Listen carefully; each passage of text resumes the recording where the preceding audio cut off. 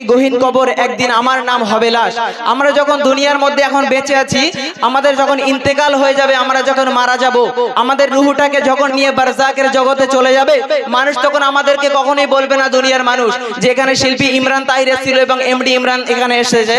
এখানে কিন্তু তারা গজল পরিবেশন করার পর যখন বাড়িতে গিয়ে আল্লাহ না করুক যদি মারা যায় আমরা কখনো, তাহলে মানুষ আমাদেরকে লাশ বলবে, আমাদের কখনো বলবে না যে ওটা ইমরান তাহির বা ওটা ইমরান, কখনো বলবে না। মানুষ আমাদেরকে কি বলবে? আমাদেরকে বলবে লাশ। একদিন আমার নাম হবে লাশ, একদিন আমার নাম হবে লাশ। গজলটি সকলে মনোযোগ সহকারে শুনবেন। একদিন আমার নাম হবে লাশ, একদিন আমার নাম হবে লাশ, একদিন আমার নাম হবে লাশ, একদিন আমার নাম হবে লাশ। সাদা কাফন পরবে দেখো রবে না আর আপন কে গো, সাদা কাফন পরবে দেখো রবে না আর আপন কে গো, বন্ধ হবে যে নিঃশ্বাস। একদিন আমার নাম হবে লাশ, একদিন আমার নাম হবে লাশ, একদিন আমার নাম হবে লাশ, একদিন আমার নাম হবে লাশ। আমরা যখন মারা যাব ওই মসজিদের মাইকে এলান করে দেবে যে অমুক ব্যক্তির জানাজা অমুক টাইমে হবে। কি বলবে? অমুক ব্যক্তি দুনিয়া থেকে বিদায় নিয়ে চলে গেছে, অমুক ব্যক্তির জানাজা অমুক সময় হবে, সকলে জানাজায় উপস্থিত হবেন। আর গ্রামবাসীরা সকলে ভিড় জমাবে সেই বাড়িতে গিয়ে যে এখানে যে ব্যক্তিটা ছিল তিনি দুনিয়া থেকে চলে গিয়েছে, হয়তো আমাদের আর জীবনে কখনো দেখা হবে না, শেষবারের মতো মুক্তি দেখে নেই। তাই তো আমাদের মধ্যে এমনটা হয়তো অবশ্যই হয়। তাই কবি ছন্দের মাধ্যমে কি লিখতে শুনবেন। মসজিদে এলান হবে একে একে জানবে সবে, সকলে আসবে আমার বাড়ি। মসজিদে এলান হবে একে একে জানবে সবে, সকলে আসবে আমার বাড়ি। শেষে দেখা দেখবে সজন, দেখে আমায় ভিজবে নয়ন, শেষে হবে মিছে জমিদারি। বড়ই পাতার গরম পানি আনবে কেউ আতর দানি, বড়ই পাতা গরম পানি আনবে কেউ আতর দানি, কেউ গিয়ে কাটবে ঝাড়ে বাস। একদিন আমার নাম হবে লাশ, একদিন আমার নাম হবে লাশ, একদিন আমার নাম হবে লাশ, একদিন আমার নাম হবে লাশ। সাদা কাফন পরবে দেখো রবে না আর আপন কে গো, সাদা কাফন পরবে দেখো রবে না আর আপন কে গো, বন্ধ হবে যে নিঃশ্বাস।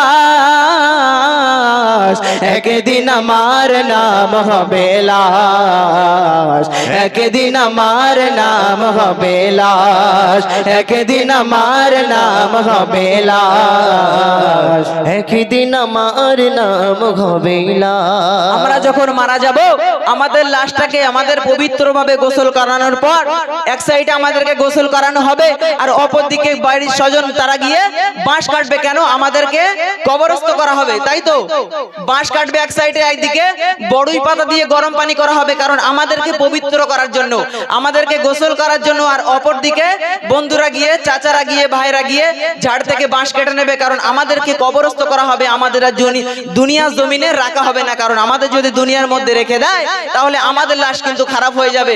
সেই জন্য কিন্তু কবরের আমাদেরকে কবরস্থ করে দেবে। তারপরে গোসল করানোর পরে আমাদেরকে যখন সাদা কাফন জড়াবে, তারপরে কবি কি ছন্দের মাধ্যমে লিখছে, সকলে মনোযোগ সহকারে শুনবেন। গোসল করিয়ে আমায় কাটিয়াতে রাখবে সবাই, পরিয়ে দিয়ে সাদা কাফন।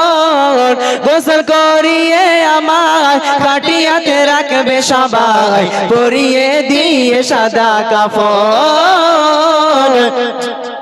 এক মিনিট, আমাদেরকে কেন গোসল করানো হচ্ছে?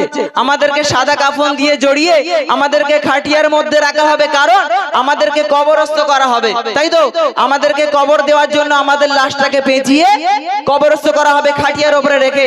আত্মীয় স্বজনরা জানাজার জন্য আমাদেরকে জানাজার ময়দানে নিয়ে যাবে। তাই কবি ছন্দের মাধ্যমে লিখতে শুনবেন। গোসল করিয়ে আমায় কাটিয়াতে রাখবে সবাই, পরিয়ে দিয়ে সাদা কাপড়।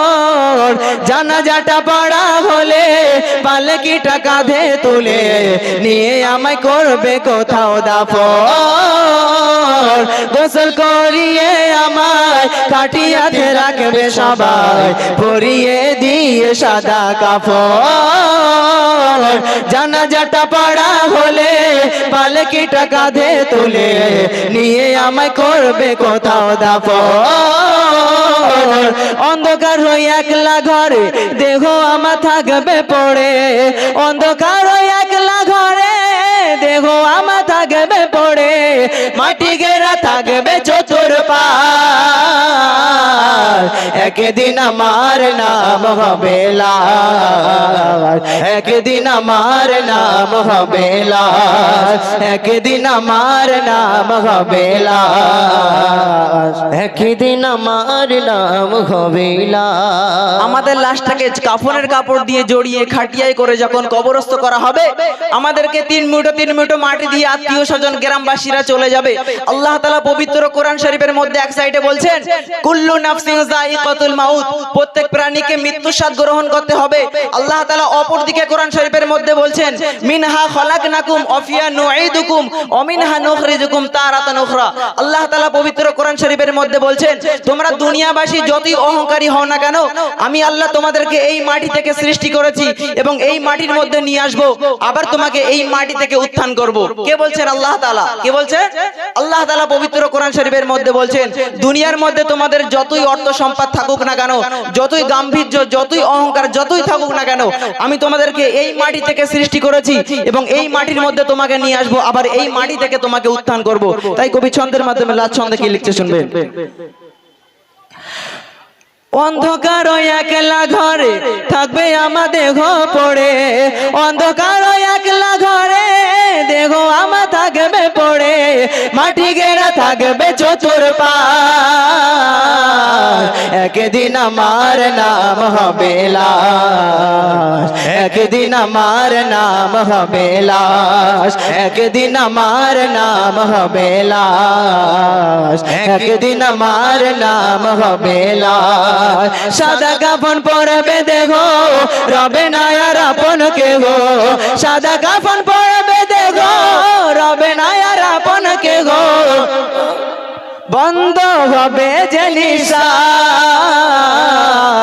একদিন আমার নাম হবে লাশ, একদিন আমার নাম হবে লাশ, একদিন আমার নাম হবে লাশ, একদিন আমার নাম হবে লাশ।